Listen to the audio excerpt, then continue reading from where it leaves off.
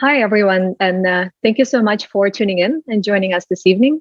My name is Olga Tenisheva, and I'm the Executive Director for Education at the Strelka Institute for Media Architecture and Design in Moscow. We are very excited about today's presentation and the start of the application period for the third and final cycle of the Terraforming Design Research Program.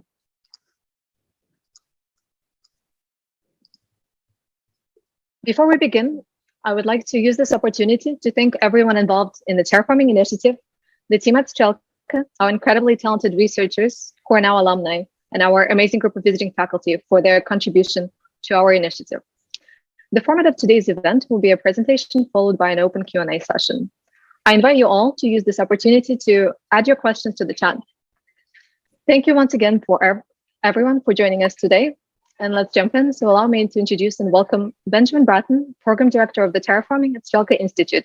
He's Professor of Visual Arts at the University of California in San Diego and Professor at the European Graduate School, visiting Professor at NYU Shanghai and the Southern Californian Institute of Architecture. Now over to you, Benjamin. Thank you, Olga, and welcome everyone to presentation for the third and final year of the Terraforming Design Research think tank at Strelka. Let me begin as well by expressing my gratitude to everyone at the Institute in Moscow. I'm zooming into you today from California, and also to the researchers of the first 2 years of the program who have made it what it is. And I'll have a chance to share a little bit of the work that we've done so far with you today. So the purpose of this is to, as I said, to kind of share what we've done so far, but also to discuss the third year and to hopefully entice you to apply to be part of this extraordinary collaboration. So for those of you, I'll start with those of you perhaps less familiar with the program.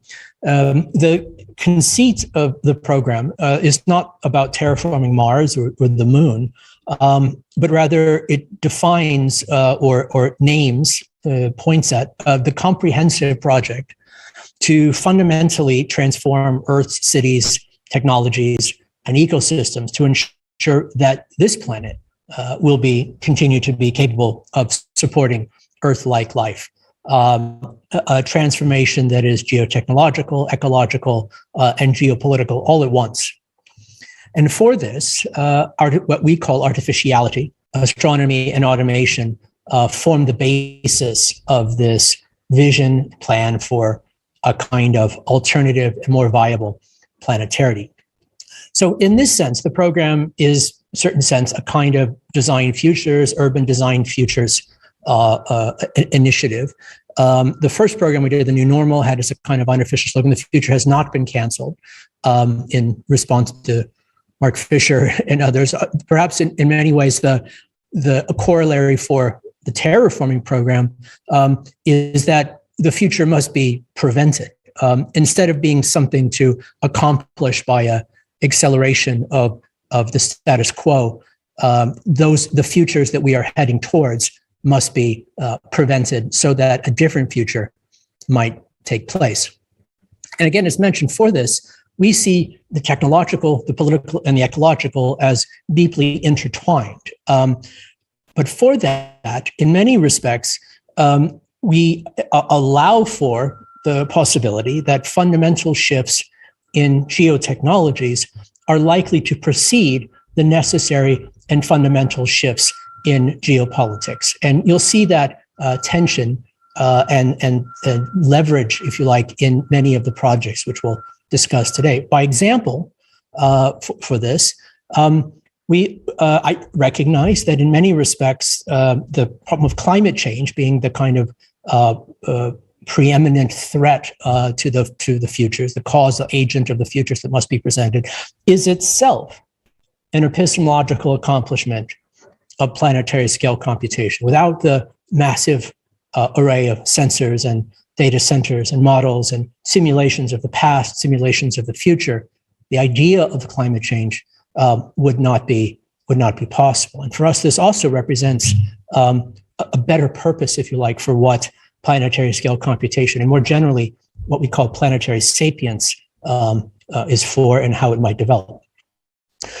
The deep dive into the sort of the theoretical basis of the program is to be found in this short book, The Terraforming, which is available as a free download in EPUB format from the website, the terraforming.strelka.com, and we can post a direct link here in the chat for you. This will give you a sort of a deeper framework of where we're coming from and how we position our work in relationship to some alternatives. So I'm the director, the director of the program. I'm joined in that capacity by Nikolai Boyajev, who has been the crucial anchor for the program, the Strelka programs from the beginning for the new normal. I also wanted to take the opportunity to also sort of publicly recognize Nikolai is now the co-director of the Terraforming program. We're very happy to recognize him in this capacity. So let me speak then a little bit about the program itself before we get into the themes, the new faculty, locations, and so forth, for those of you perhaps less familiar. Basically works like this. It's a 5-month, extremely intensive in-residence think tank, runs over a period of 5 months from February to the end of June. And in many ways, we kind of compress an entire year's worth of events and curriculum and work into those 5 months, as the now alumni of the program can certainly attest to.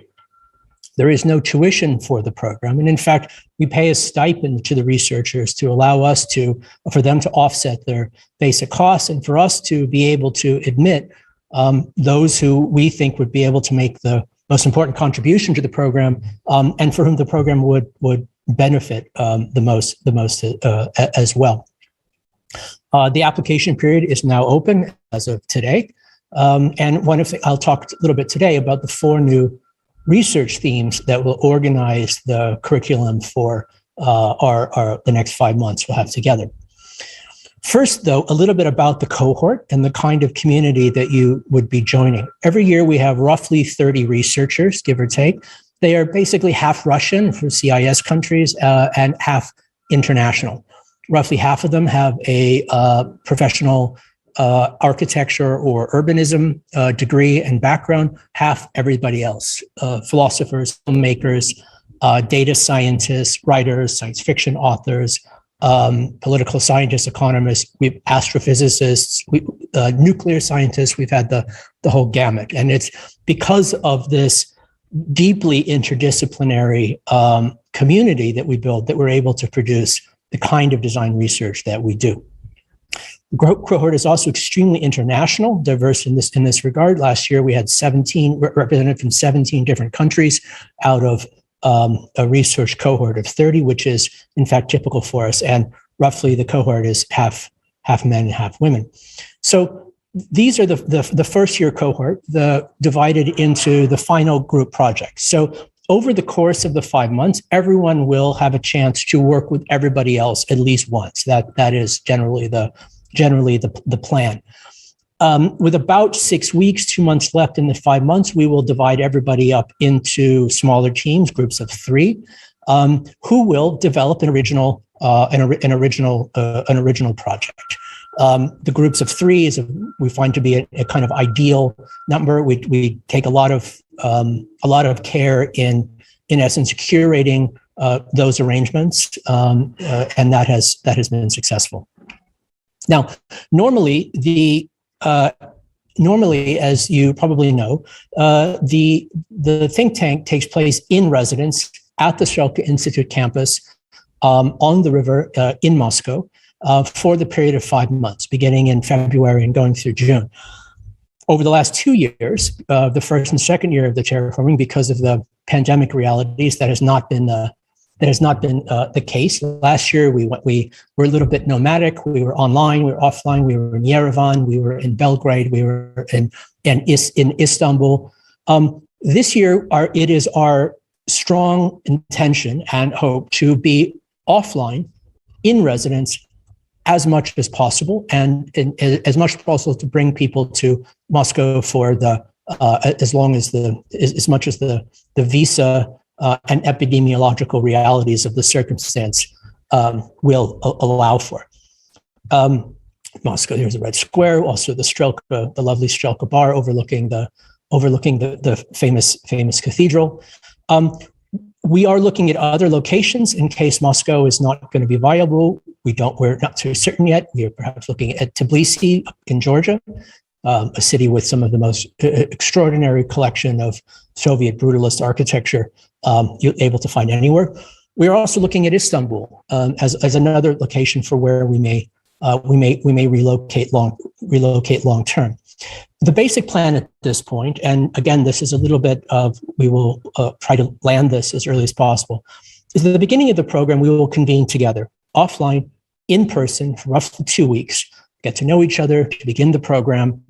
We will then go online for about 2 months, where a lot of the more theoretical and seminar-based work will happen online, still 24, still every day, 7 days a week, full-time commitment. And then we will reconvene in person for the last couple months of the program in a single location. So get some of this out of the way. Applications are due November 7th. The program will be running the beginning of February until the end of June. So with that out of the way, let me talk a little bit about the work that we've done and the kind of work that you might be doing with us.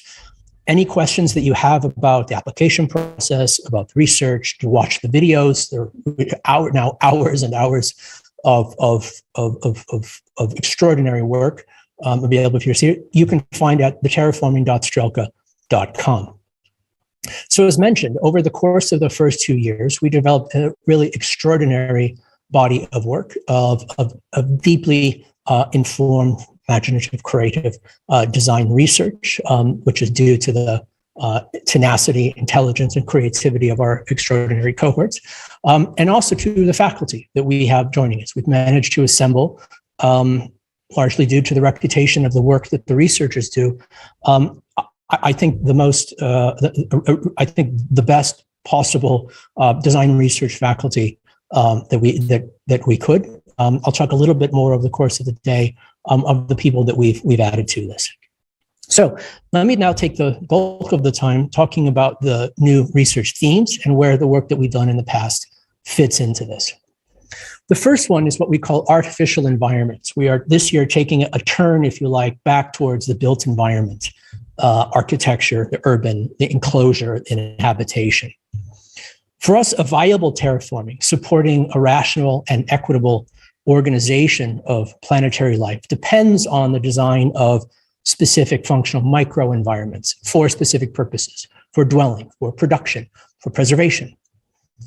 The artificial ecology of the city represents a densely articulated pattern of these all at once, extending from central cores to regional landscapes and circulation pathways. It usually does so, however, in ways that are far from being ecologically rational. Instead of giving shape to structures of expenditure, quote unquote, architecture must now give form to systems of material organization, human and non-human, living and non-living, that will serve the long-term viability of our common interests. The constitution of minimum viable and indeed maximum viable environments draws on new vocabularies of programming and zoning and siting, of habitation and mobilization, preservation, delimiting, and of closed and open loops of first cities and final cities.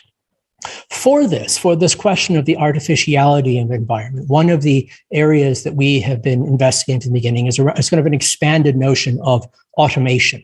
Automation understood as the kind of trophic cascades of large and scale cause and effect that structure complex environments.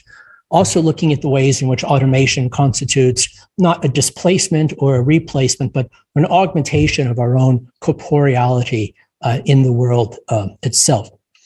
At urban level, this question of the artificiality of environments has informed a number of our projects. Last year, a project called The History of Zato was looking at the extraordinary, interesting history of Soviet science cities and the intricate network patterns of shared functional intelligence that they shared.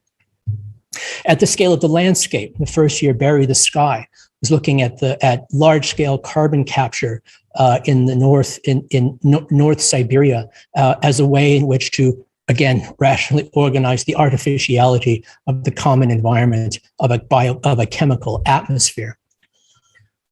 The project from last year, Terracaller, was looking at the basis of this mobilization through the lens of labor and seeing the terraforming itself as a labor mobilization, and drew a intricate picture of exactly how that might take place. Back to the landscape, in the first year, a project called Pharmacon Landscape developed a bit more abstract and artistic vision for the ways in which the cycles of remedy and poison always inform the kind of biochemical cycles that organize the life of a landscape. Veja was another project from the first year, was a plan for an extended corridors throughout the Russian continent that would allow not only for a landscape remediation, but for the mobilization and circulation of flora and fauna, informed in many ways by E.O. Wilson's half-Earth hypothesis. And towards that poisoning and remedy, Daleko was another project from the first year that was looking at the long-term impact of the Soviet industrialization, particularly the space program, on the negative impacts on the landscapes of the continent.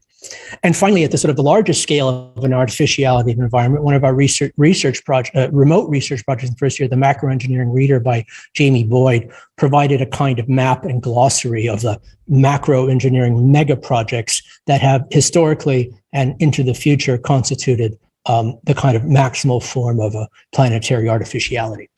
So for this year, this question of automation as a kind of ecology, not as something that is separate from the world, remains central to our approach.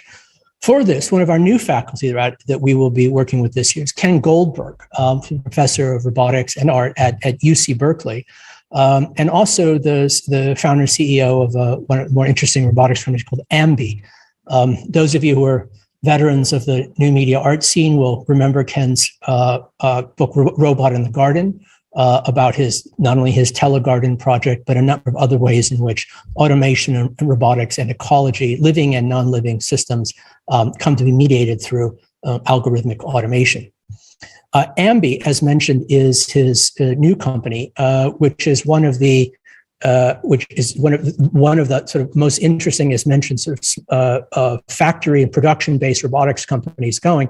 One of the things that Ambi has done that has been for those of you who know the robotics field, the history of the robotics field, has been able to solve the problem of grasping, of being able to pick up unknown objects of various width, size, mass, and most importantly, weight, in ways that have been an extraordinarily vexing question. And we're very glad to be having Ken working with us this year and thinking about that artificial environment of the production facility. Lydia Kalipoliti, who has been a part of our program for the last couple of years, will be joining us in an enhanced capacity. Lydia is a professor of architecture at the Cooper Union. Those of you who probably may know Lydia perhaps from a really extraordinary book that she edited a couple of years ago called Closed World, which was about the history of closed artificial environments within architectural thinking in the modern era. One that obviously draws on the intensity and also the fragility of closed cybernetic thinking, but also demonstrates ways in which that same kind of thinking can also form the basis of another kind of a vision for an architectural planetarity that we must embrace. This question of artificiality more generally not only refers to the artificiality of the environment, but indeed the artificiality of how we construct environments and the technicity itself. And so for that, we're glad to be joined this year by Clapperton Chakanetsa-Mavunga, who is one of the most interesting sort of younger writers in science and technology studies, thinking about the technical conditions of culture itself. Clapperton's work focuses on Zimbabwe and more generally the deep and rich technological cultures of Africa. His work has been an extraordinary correction to many of the Western conceits that might see science and technological rationality as a kind of Western or colonial import. And we're very glad that we have Clapperton with us. Nicolas Dumonchot, who is the head of architecture at MIT, has also been a voice within our program and will be with us in an expanded role. Nicolas, you might know from his work also on the history of the NASA spacesuit and the space program in general, but specifically the spacesuit and the construction of an artificial environment at bodily scale. But not just this, also his work around the construction and mapping of landscapes and so forth and so on has been enormously influential in our thinking, as has that of Robert Pietruszko, formerly MIT, now at Penn Architecture. Robert is well known in architectural circles for his incredibly rich and intelligent landscape visualization. There's probably no one working today who has developed a technical architectural practice as rich as Robert's in the visualization and composition of landscapes, not only in terms of their artificial representation, but of their artificial composition themselves through a deeply critical vernacular. I mentioned at the beginning the possibility of first cities and final cities. This question of the final city has been explored by Liam Young, who has been with us from the very beginning of the Strelka programs and will join us again this year. Liam's project, Planet City. Liam runs, as you know, the fiction and entertainment postgraduate program at SCI-Arc. His recent project, Planet City, is making all of the rounds, also constitutes the basis of a book that I contributed to. The idea of this is a design fiction in which all people of the world constitute a kind of massive retreat, if you like, to a single city that houses and constitutes the entire global population. Happens to be in South America. One of the lessons of the city, of course, is that the project, to a greater extent, is that we do already live in one interconnected city, but certainly don't treat it that way. The question of the artificiality of environment and indeed the cultures of artificially more general has also been the basis of part of the philosophical and cinematic and design work of Metahaven, Daniel Vandervelde, and Vinka Crook, who will continue to join our conversation this year. One of the other themes around artificial environments that we've been working with is a kind of expanded notion of geoengineering. And by this, we don't simply mean things like solar radiation management and carbon capture, though these are certainly important as topics of contestation and consideration. But geoengineering is a kind of scale of design effect. That a ecologically significant artificial intervention with the deliberate purpose of transforming a climatic condition. And indeed, we might see the Anthropocene itself as a kind of massive, headless, planless geoengineering initiative that has resulted in this massive expenditure and liberation of carbon. And so the question is not in this respect whether geoengineering needs to take place, but what kind. Some of the conversations we've been having the first year of the Terraforming, we were joined by Kim Stanley Robinson, whose book Ministry of the Future informed many of the projects of that year. And will continue to be Holly Jean Buck, whose extraordinary book After Geoengineering from Verso has kind of has been instrumental in shifting this conversation around geoengineering within the humanities, social sciences circles more generally, and Holly will be joining us as well. On a more applied level, the question of the artificiality of the environment, Dennis Leontiev, the CEO, the director of Strelka KB, the Strelka's urban design consultancy, and a friend of our program. Every year that we do a Russia-focused brief with Dennis, based on their research, based on their work, and we'll continue again. Lastly, in this section, we'll be hearing from a number of people who are working at the level of individual cities to, in essence, redesign and re-engineer how those cities will adapt to climate change. Here is the is the in Rotterdam's, they're now a few years old, flood bridge that comes together when there is a storm and the seas rise. And as the joke goes, with rising sea levels, we're all Dutch now.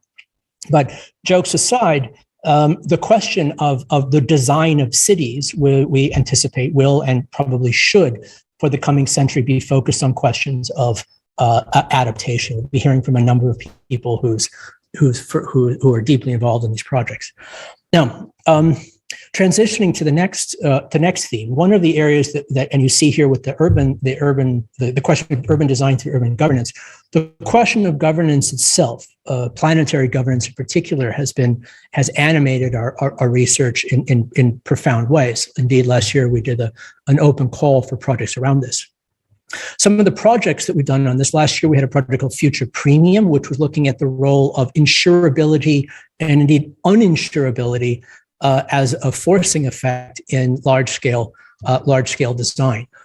The first year military Green New Deal was a project that looked at the global portfolio of Green New Deals as a shift in the logic of governance from the mediation of public voice to the administration of ecosystems through the lens of mass mobilization and the kinds of public institutions that would be able to accomplish that mobilization.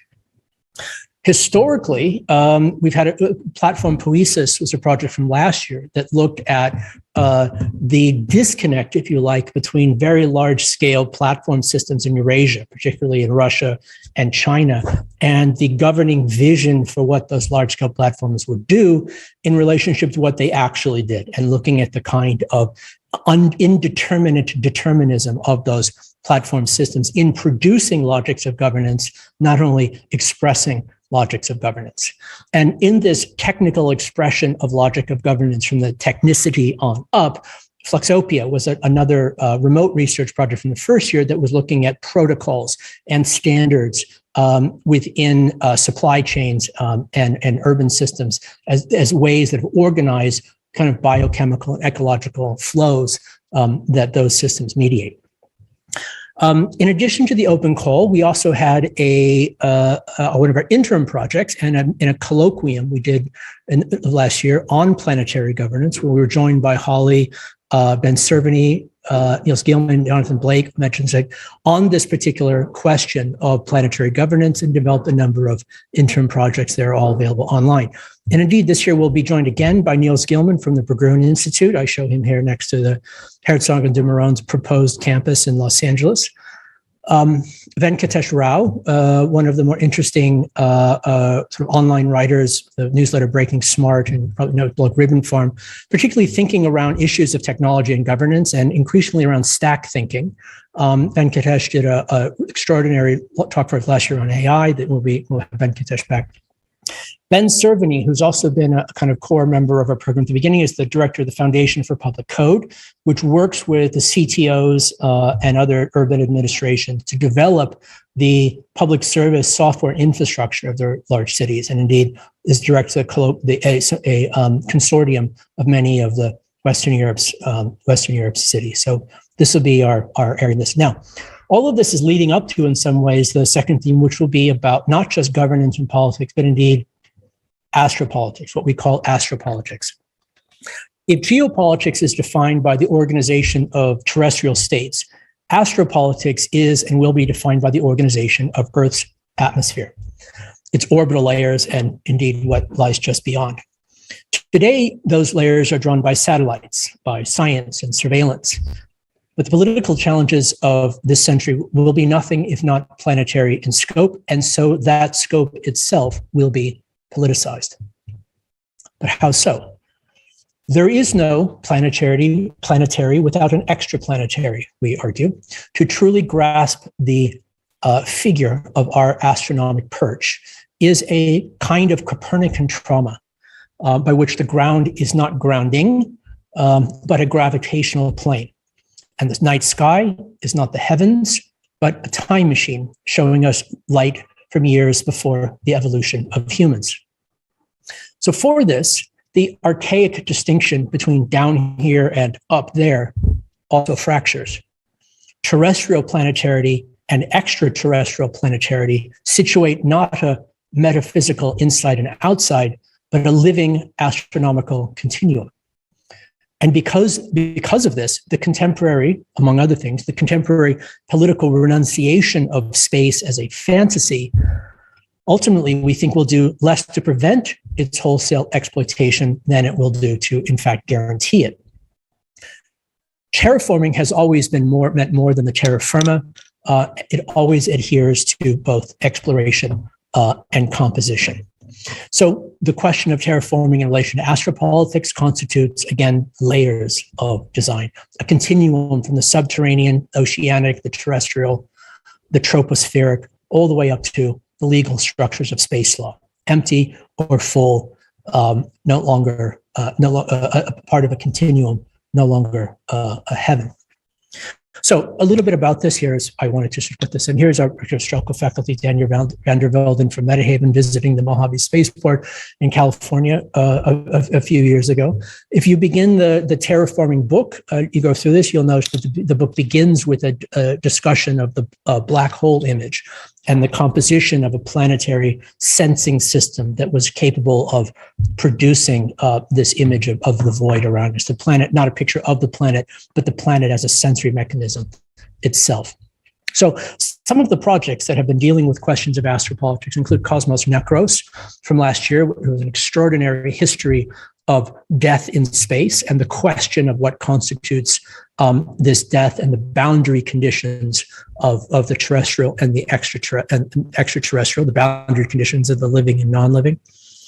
During the first year, Cosmos Law took the question of space law as an already existing body of planetary scale jurisdiction, from which we might extrapolate another nomos of the Earth by which to organize a literally geopolitical arrangement for the composition of shared crises. One of the several godparents, if you like, of our program is the Russian astrophysicist Nikolai Kardashev, who in 1964 introduced his famous scales of civilization, type 1, type 2, type 3. Type 1 being a civilization that was able to harness and use all of the energy of its home planet. We are, according to Carl Sagan, about a 0.7 Kardashev scale. So Kardashev 1 was a project that worked backwards from multiple scenarios of how we would get from here towards a Kardashev 1 civilization. And indeed, the recommendations is not necessarily that we should. The question of experimental astronautics and how it is that the astronautic condition demonstrates some of the threshold points between the living and the non-living, the human and the non-human, the terrestriality and planetarity of our anatomy and physiology was explored in an extraordinary project by our remote researcher Rachel Hill called Cosmoplanetary. Again, all of these are online. They're all extraordinary projects, and we're just sort of rushing through them. So some of the faculty that we will continue to work with, Lisa Nasseri, author of Placing Outer Space, one of the key books of the new space studies, will be joining us again. We are also Valerie Olson, anthropology, UC Irvine, who has spoken with us previously. We're hoping that Valerie will be able to join us this year as well. Xin Liu, who is from the Arts Theory of the Space Design Initiative, MIT Media Lab, and now teaches a number of design studios at the Media Lab, particularly around issues of space, and her work on the Chinese space industry will also be joining us again this year, as will Fred Sharman, author of 2 books that have been also kind of foundational books within the new space study, Space Settlements, looking at the history of extraplanetary artificial environments, particularly in the 60s and 70s, and a new book coming out in just a few months from Versa called Space Forces, which is, as the subtitle goes, a critical history of life in outer space, from Tsiolkovsky on the cosmos all the way through to the private industries of today, making an argument both not only why the question of extraplanetary is critical to any conception of planetarity, but in fact, the direction it must and must not go. We'll also be happy to be joined this year by David Delgado. David is the director of a kind of, if you like, a kind of speculative design research group at NASA Jet Propulsion Laboratory in LA. Fantastic obviously a kind of fantastic job. JPL, as you're well aware, has been a kind of continues to be kind of an epicenter for how this planet and the areas around it are able to connect. David's work is in around visualizing what comes next, producing scenarios around this, and entering people into these more general conversations. We've also been in long-term conversation with the Moscow Museum of Cosmonautics. If you're ever in Moscow, it's the one place I most strongly recommend that you visit. And so the plan for this year is to convene a kind of a cluster around the new space studies as a way to both map and indeed intervene in some ways within the construction of this larger framework of an astropolitics. Our third theme for this year, third of four, is what we call synthetic materialism. Climate change obviously is planetary in scope, but its measurement is based obviously on the accumulation of carbon dioxide and methane molecules. And so its geopolitics is geochemical. The material assemblage of cities is itself also a matter of the combinations and ratios of specific, often undeliberate combinations of chemical elements. That is, the very large is always also the very small. Accordingly, what is also called synthetic biology is not only then the precise weaving of custom forms of critical matter, like genes and germlines and organisms and organs and so on, but ultimately of the synthetic combinations of matter itself and the materialisms in the wild that ensue from them. And by this, the boundaries, if you like, between both unfixed, the boundaries between all of these things, of the living and the non-living, the large and the small, are unfixed and refixed in turn, remade, including the boundaries of that always protean figure, the human.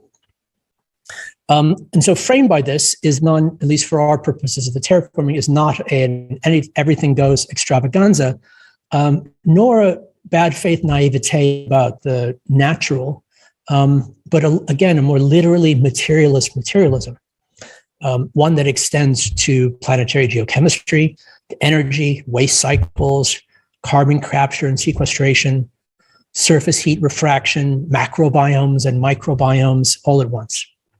Conjoined then in this is the synthetic figuration of the microscopic building block of the biological human and of the storm-like swirls of the city and the planetary enclosure of the living atmosphere itself. So some of the projects that we've done that work in this area, from the first year, a project called Black Almanac, which was looking at the composition and construction of food systems, the kind of matter that we ingest that becomes us, that basic and primordial cycle, and looking at ways in which working backwards from 2050, the composition and construction of this particular chemical cycle might be imagined. Last year, we had a project called Microplot, which was looking at the human microbiome and the microbial life in general as a terraforming agent, but also looking at the history of architecture's relationship to microbial life from the modern era's hyper-hygienic annihilationist view of microbial life towards one that might be more symbiotic in the present. We also, from last year, had a project called Dusts, which looked at the only apparently prosaic figure of dust itself as a form of basic planetary circulation, one that was extraordinary, certainly revelatory in its reframing and reforegrounding of this forest. Now, all of this in this question of the microbial life, the viral life, and so forth, also has taken place in context of obviously the pandemic. We did was part of a project called Revenge of the Real. And during the first year, we did an interim project around a terraforming response to the pandemic, and also had an open call of projects, of papers and projects around this. We did a colloquium with Jean-Luc Nancy and Daniel van der Velden and Jeff Maida, Nicola Twilley and Holly Jean Buck. This essay that I wrote originally in Strelka magazine eventuated into a longer book recently published by Verso, the same topic, which makes an argument that part of the lesson of the pandemic, not only a crisis of governance, but the necessity to envision a kind of positive biopolitics that would allow for not just a kind of not just bare life, but a thriving, equitable, and indeed composed form of collective living together.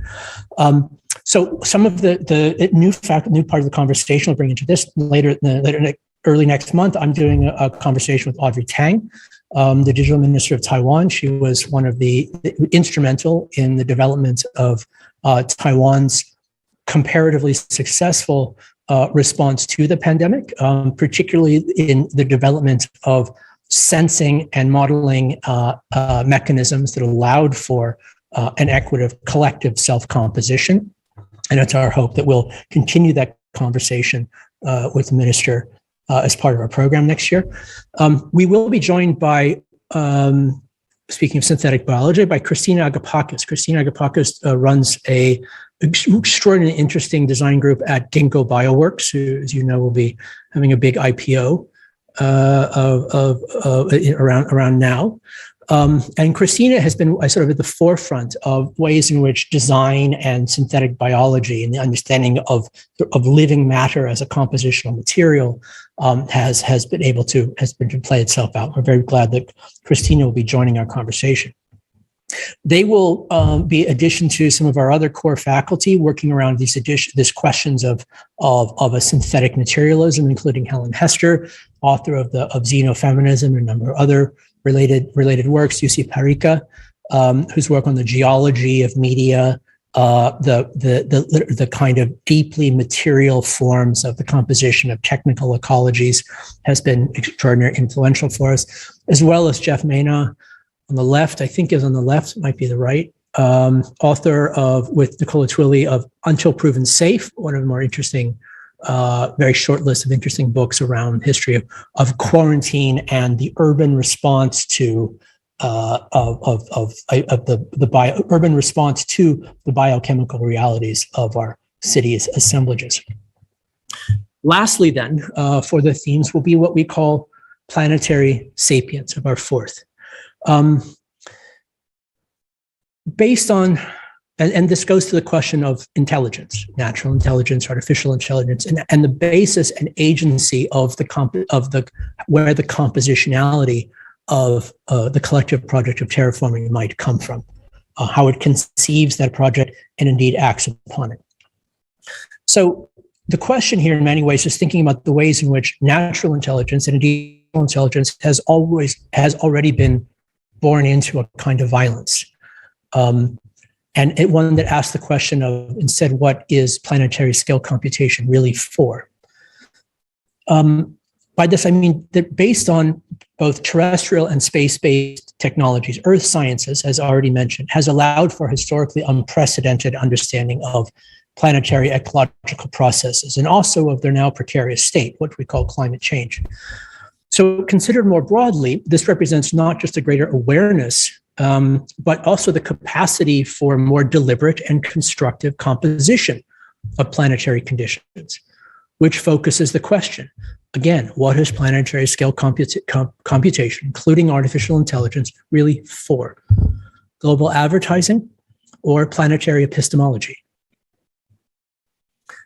The specter, then, of a planetary, what I call planetary sapience, points not to a theological or vitalist noosphere, nor to some omniscient technological enclosure, but to the philosophical, political, and economic project to know, to preserve, and to extend complex life into the deep time of the future. Among the most fundamental accomplishments of modern geology is the dating of the Earth and of the discovery of the deep time of the past, as planetary sapience recognizes the violence of its historical emergence.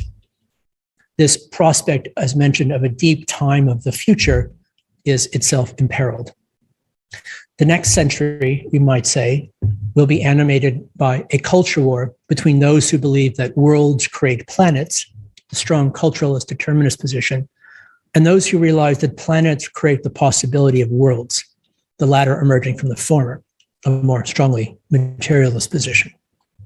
So some of the themes that we'll be looking at this, again, has to do with what we call the planetary costs of natural intelligence, the churning caloric violences from Homo habilis to the caves of Chauvet and Lascaux and Lubang Jarija Saleh in Indonesia, today's Indonesia. And in doing so, ask if the long-term evolution of intelligence itself, human intelligence, other animal intelligence, silicon-based, the massively distributed hybrids of all of these, is not the closest thing to a kind of planetary telos that we are likely to find. Within that, this points us then not only to a kind of linguistic understanding or culturalist understanding of artificial intelligence, but indeed a geological theory of AI, to understand AI as a particular kind of material folding of minerals, rocks, electricity, in ways that compose the possibility of mimicking certain and extending certain kinds of cognition that we both recognize ourselves in and which depart from that recognition decisively. One of the areas in which I outlined this in a little bit more detail for the interest as an essay was written for Nohima magazine a couple months ago called Planetary, Sapience. Some of the projects that we've done that address this question, one from the first year called Cassandra, which looks at different ways in which, alternative ways in which the question of that deep time of the future might be conceived and modeled. What are the real variables? What are the real conditions that constitute futurity? Not understanding the future as a kind of empty space to be filled up, but rather as a question to be asked about the possibility of time. Last year, we had a also extraordinary project called Peak Face, which was looking at the links between the process of encephalization and facialization. That is, the ways in which intelligence is always social, and social intelligence is always fixed on this cluster of nerves and sensory organs in the front of the face, and ask the question, in that emergence of artificial intelligence, are we now at something like peak face, by which forms of intelligence will continue to evolve on a machine substrate that don't need that kind of face? This question of the artificial more generally, one way to think of the artificial is as a kind of anomalous order, as you see here.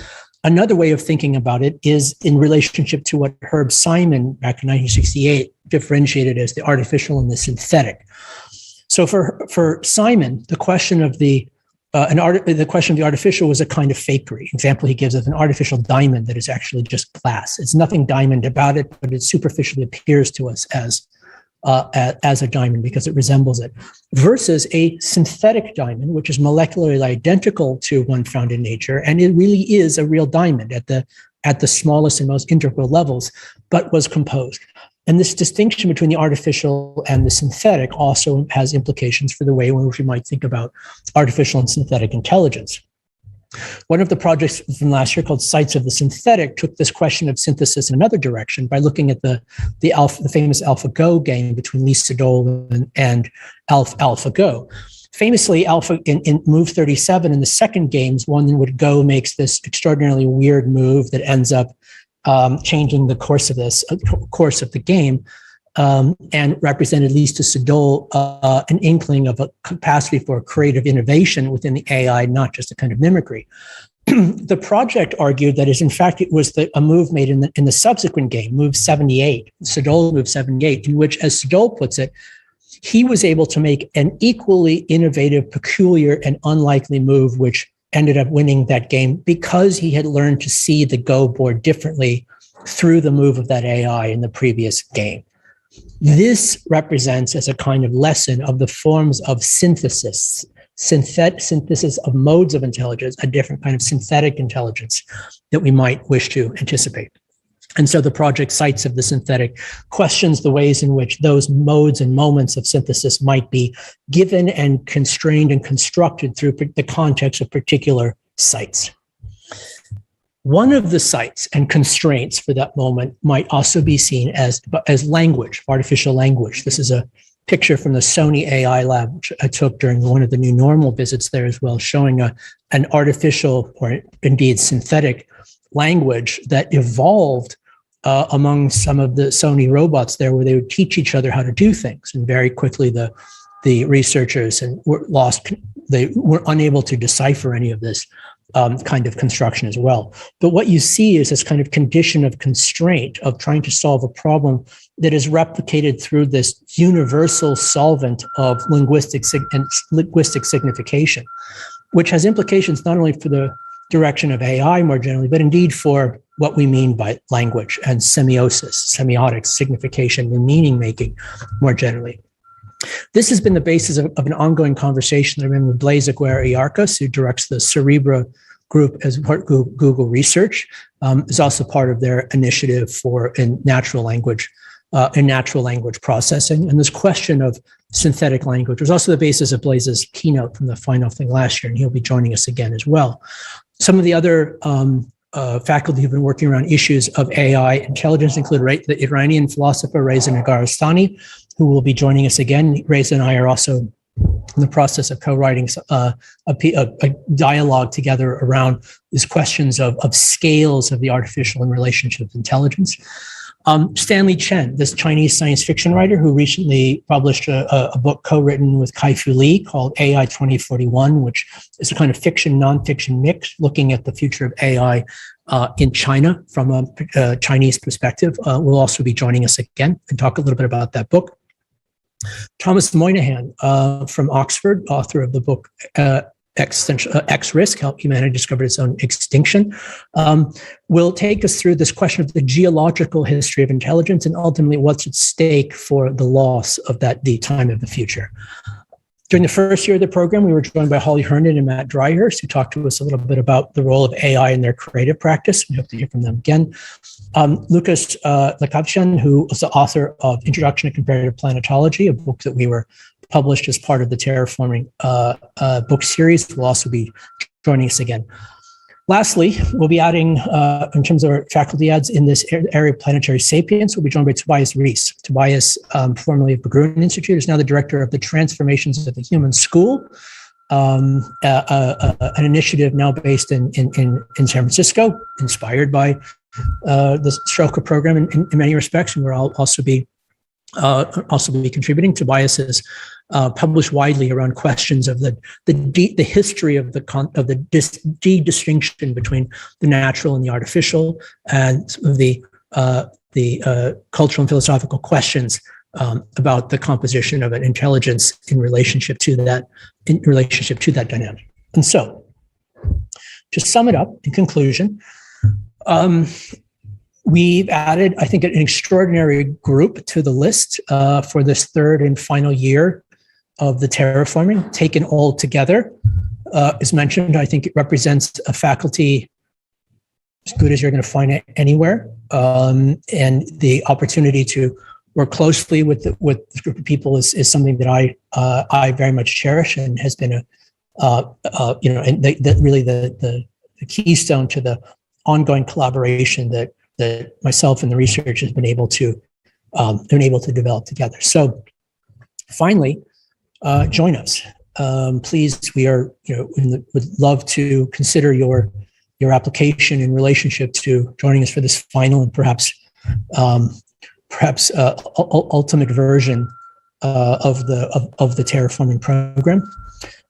We will have more clearly in some of the logistical stuff. I'll give everybody a chance to post some of your questions for the chat. We'll be taking Q&A after this, and so now is the time to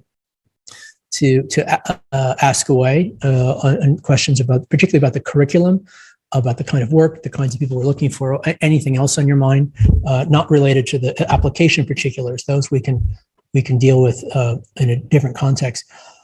But towards that, the simplest questions, again, applications are due November 7th.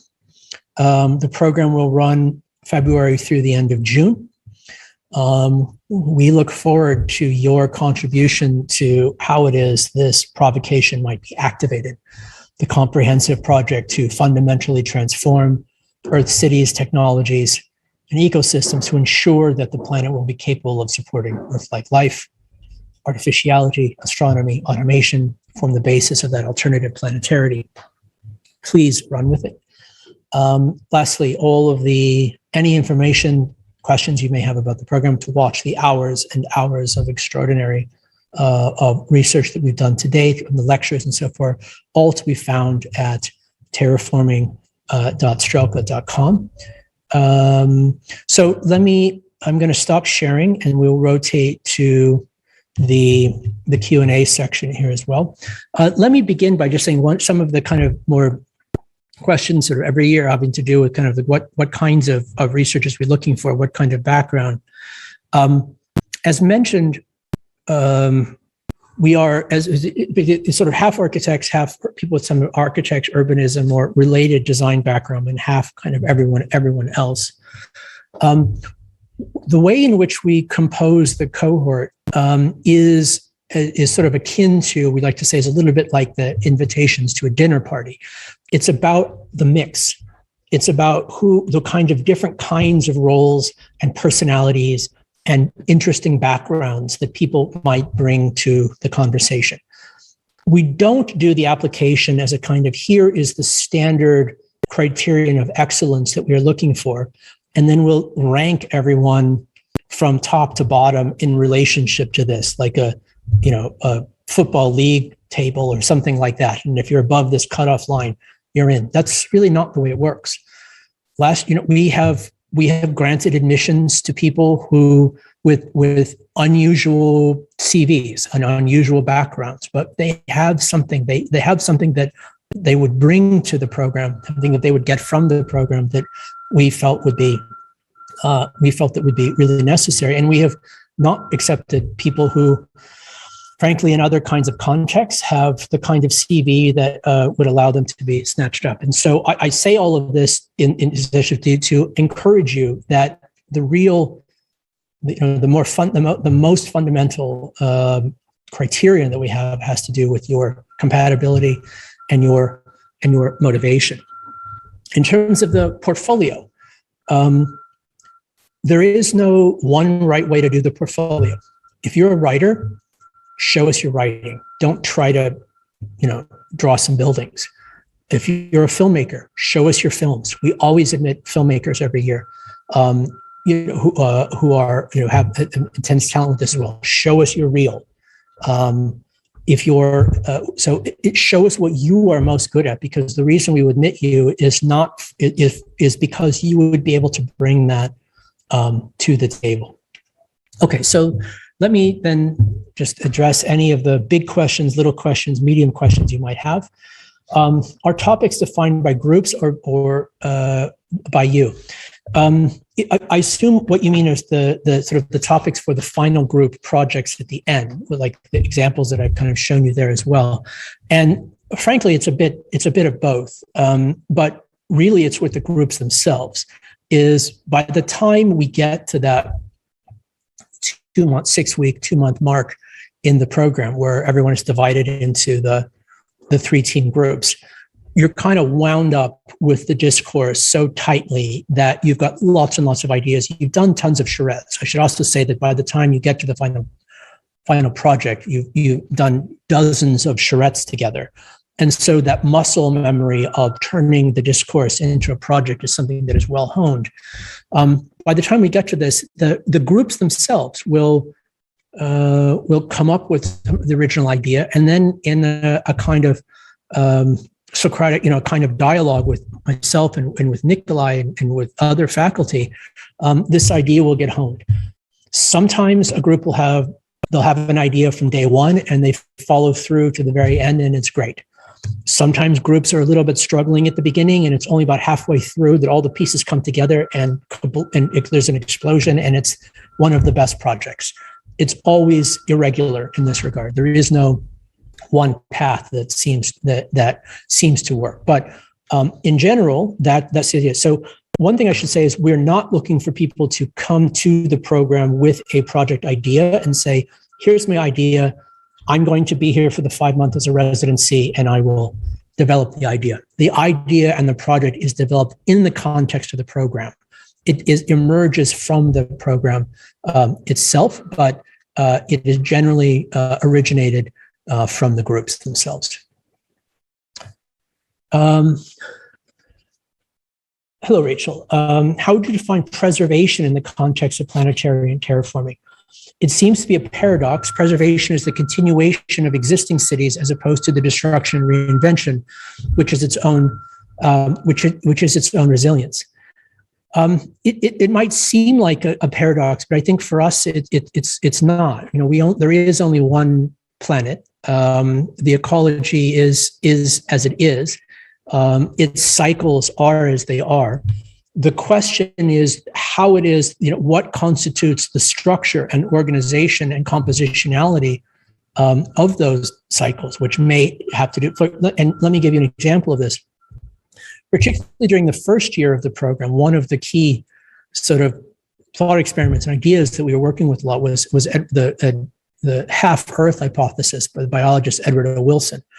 And Wilson makes the argument that for complex vertebrate life to continue to evolve into the long-term future, and indeed for the cycles of natural remediation to continue, that we'll have to, in essence, as Wilson puts it, set aside up to half of the Earth's surface for the purposes of the kind of reserve or preserve in this kind of cycle. And this animated a number of our kinds of projects. And so, in many cases, the question of what constitutes the composition of terraforming may constitute an addition. It may constitute a modulation, and it may constitute a subtraction. One of the things that we're particularly interested in for establishing and conceptualizing the long-term viability are forms of efficiencies of scale. How is it that systems can be composed so that their material use, their energy use, their landscape footprint use can be as efficient as possible, such that all of those resources can be used for other things, including the already existing remediation processes that constitute the basis of the ecology. And so we take it as a given that the most rational form of a kind of a abstracted technical and scientific understanding of an ecosystem and how to intervene in it not only includes the realization that in many, not just in exceptional forms, but as a foundation, that to do nothing and to, in essence, preserve and withdraw forms is not only an appropriate kind of intervention. It's one of the most fundamental kinds of deliberate acts we can conceive. So I'm open for any other thoughts on this as well. If there's no other, we'll give it to the auction model, going, gone.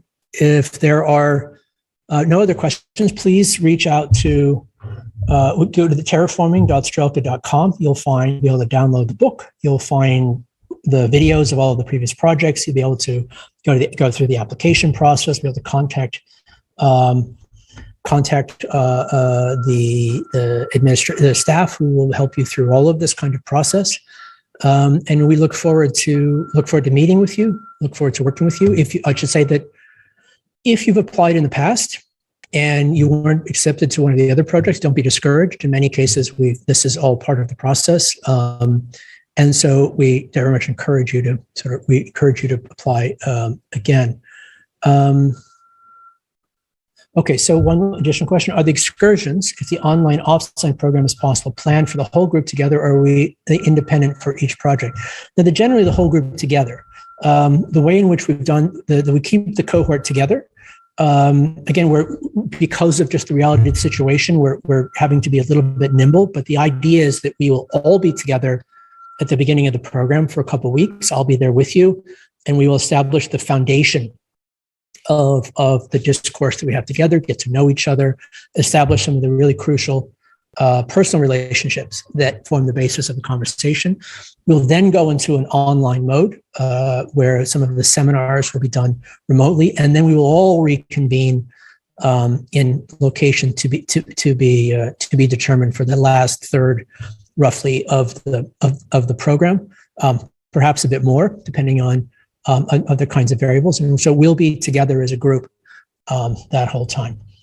Now, if once you're in a group and you have a project that is location-based in some sort of way, like let's just say hypothetically, that we're based in Istanbul for that last part of the program, and you've got a project that is in which you're looking at you're looking at something in Ukraine or Czechoslovakia or Greece or something, and as part of the research, you as a group might go to the site to choose to visit this. But this is when we're way late in the program, and this is not necessarily something that each group is expected to do. In fact, most groups stay together at this point in time. So general answer to your question is we are all together. Does the program hire production people, in a sense that these are people not for the topic research, but for creating visual outputs? The program doesn't, but sometimes the researchers do. The research groups are given a production stipend in addition to their monthly stipend, a kind of production budget for the project. They have the freedom to spend those resources depending on the structure of the project as they see fit. Sometimes they may hire, so we've had students last year, we used the money to hire people to go shoot things in locations that they were not physically able to go to.